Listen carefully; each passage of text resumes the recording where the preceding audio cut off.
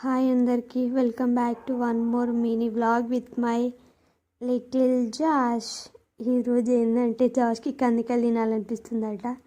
అందుకే చెట్టు కింద కూర్చొని తినడం స్టార్ట్ చేసిండు. మేము ఇస్తలేమని ఇక ఒక్కొక్కటి తినుకుంటా అట్లనే తెంపుకుంటా అందులో వేసుకొని ఆడుకుంటున్నాడు.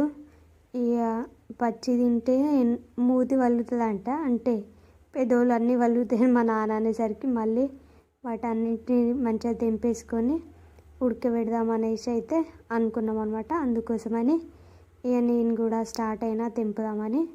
జాస్ తెంపుతున్నాడు, దాంతోపాటు నేను కూడా ఒక్కొక్కటి ఇలా తెంపేసుకున్నాం అనమాట.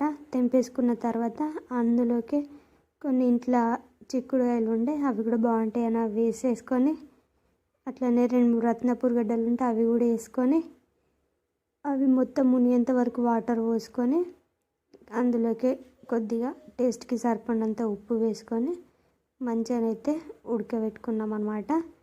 ఇలా ఉడకబెట్టుకున్న తర్వాత అవి 2-3 తీసుకొని ఉడికిన లేవా చూసుకుంటే అయిపోతుంది. ఉడికేసినాక ఇక జాస్కి అయితే తీసి ఇచ్చేసిన. చాలా మంచిగా తిన్నాడు అనమాట, ఆడుకుంటూ మరి తిన్నాడు. మీరు కూడా కావాలంటే ఇలా కందికాయలు తెప్పించుకొని మరి ఉడకబెట్టేసుకొని తినండి. ఇవి చాలా హెల్త్కి మంచిది కదా.